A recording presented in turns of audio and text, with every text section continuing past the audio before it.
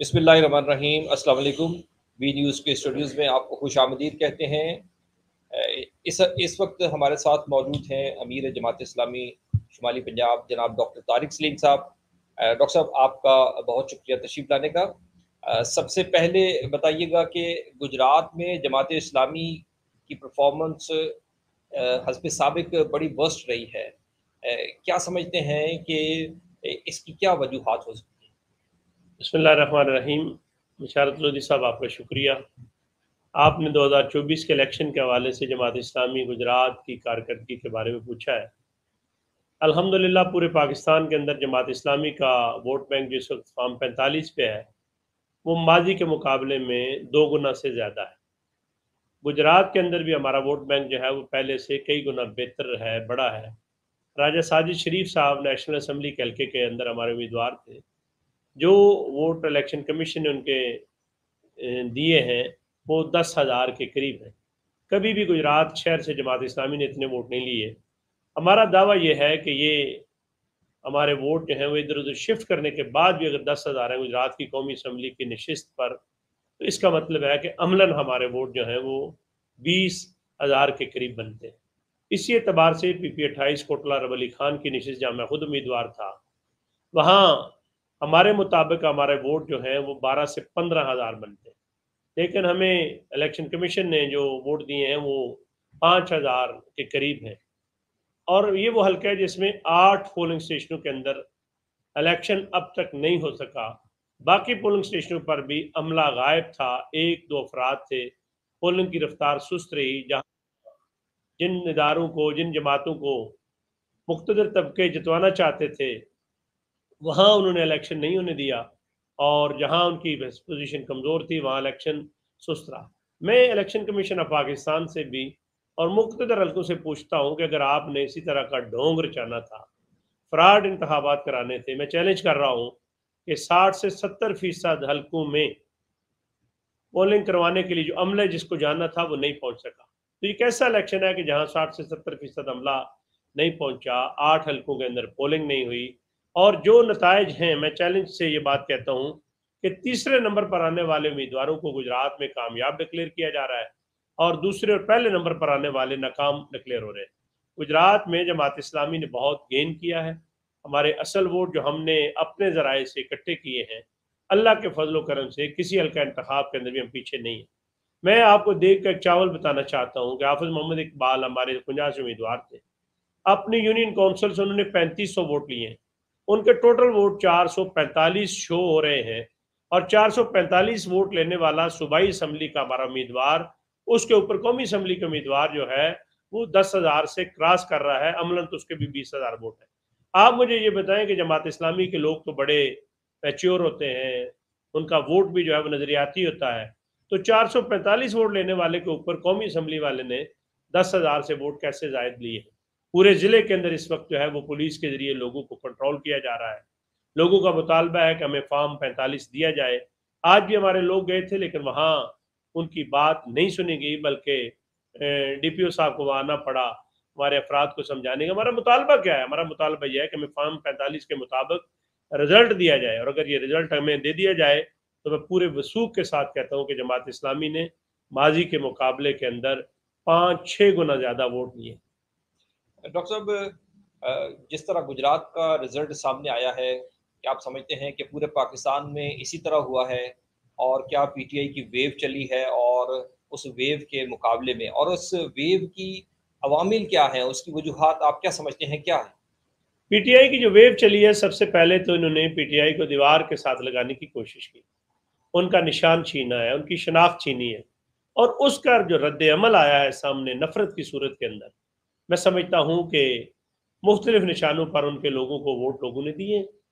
कराची के अंदर हमारे अमीर हाफिज नईमुर्रहमान साहब को भी इन्होंने दबाव के नतीजे के अंदर कामयाब डिक्लेयर किया। ये बहुत बड़ी शरारत और साजिश थी।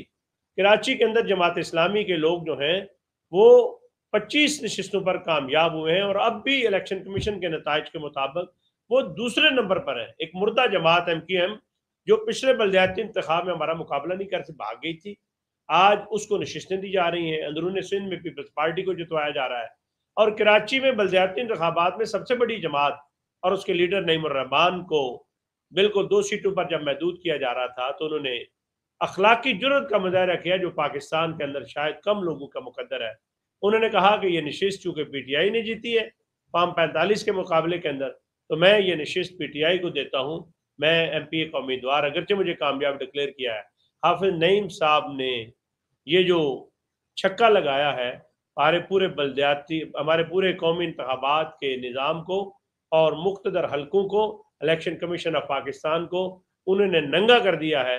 اور یہ تصویر پورے پاکستان کے اندر جا بجا آپ دیکھ رہے ہیں کہ احتجاج ہو رہے ہیں اور جبرن لوگوں کو وہ نتائج دینے کی کوشش کی جا رہی ہے جو الیکشن سے پہلے ہی مرتب کیے جا سکے تھے. اور میں یہ سمجھتا ہوں کہ یہ پاکستان کی تاریخ کا بدترین الیکشن ہے، فراڈ الیکشن ہے، ڈھونگ رچایا گیا ہے. اس نے ریاست کو، اداروں کے وقار کو اور عملاً انتخابی عمل کے نظام کو مشکوک کر دیا ہے.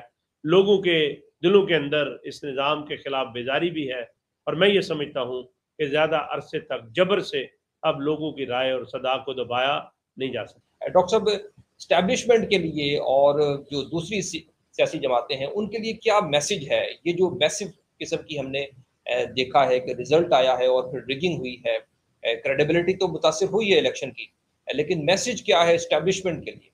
اسٹیبلشمنٹ کے لیے میسج تو یہی ہے کہ انہوں نے ماضی کے تلخ تجربات سے کوئی بات جو ہے وہ نہیں سیکھی. مصنوعی گملوں کے اندر کیا آتے ہیں ماضی کے اندر بھی پیدا کی گئی اور اب بھی پیدا کی جا رہی ہیں.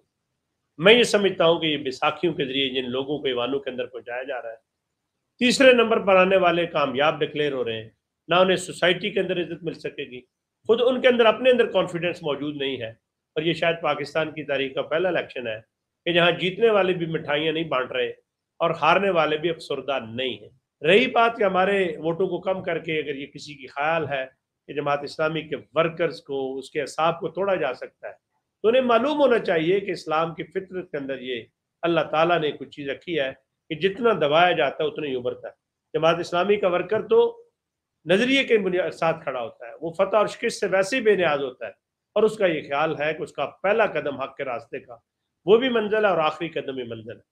میں آپ کے توسط سے ان تمام اداروں کو، بیوروکریسی کو، اسٹیبلشمنٹ کو اور مقتدر حلقوں کو یہ پیغام دینا چاہتا ہوں کہ یہ جو ریاست کے ساتھ کھلواڑ کھیلا جا رہا ہے یہ پاکستان کی سلامتی کے اعتبار سے بھی، پاکستان کے وقار کے اعتبار سے بھی، بین الاقوامی دنیا کے اندر جو ادارے الیکشن کو مانیٹر کر رہے ہیں سب نے اس بات پر اتفاق کیا ہے کہ ہمارے آروز نے اپنے حصے کا کام نہیں کیا.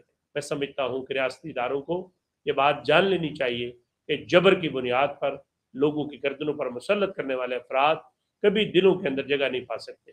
آپ دیکھیں حافظ نعیم الرحمان کو سیٹ دی گئی اور جماعت اسلامی کی تربیت ہے، اس نے اعلان کیا کہ میں نہیں صوبائی اسمبلی کی سیٹ لینا چاہتا، پی ٹی آئی جیتی ہے، اس کا اعلان کیا جائے. جناب سراج الحق کی قیادت میں جماعت اسلامی نے گین کیا ہے، ہمارا ووٹ ماضی کے مقابلے میں ڈبل ہوا ہے.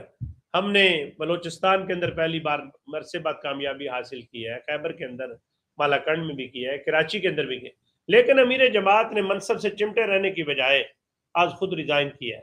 میں یہ سمجھتا ہوں کہ ہمارے حکمرانوں کو، نگرانوں کو، عدلیہ کو، اسٹیبلشمنٹ کو واضح طور پر اعلان کرنا چاہیے کہ ہم انتخابات کرانے میں، صاف اور شفاف کرانے میں ناکام ہوئے. پوری دنیا کے اندر پاکستان کی جنگ انسائی ہوئی ہے اور ہر سطح پر انہوں نے عوام کے مینڈیٹ کے ساتھ کھلواڑ کیا ہے، زیادتی کی ہے، خیانت کی ہے، بددیانتی کی ہے. تو ان سب لوگوں کو از سر نو مستعفی ہونا چاہیے اور اس کے بعد پھر کوئی نیا لائحہ عمل جو ہے وہ طے کیا جا سکتا ہے. بہت شکریہ جناب ڈاکٹر طارق سلیم صاحب. امیر جماعت اسلامی شمالی پنجاب نے بھی واضح طور پر کہا ہے کہ یہ الیکشن ڈرامہ تھے، ڈھونگ تھے اور دھاندلی سے بھرے الیکشن تھے. ان الیکشنز کو ساری جماعتوں نے کنڈم کیا ہے سوائے وہ جماعتیں جو خواب دیکھ رہی ہیں کولیشن گورنمنٹ بنانے کا.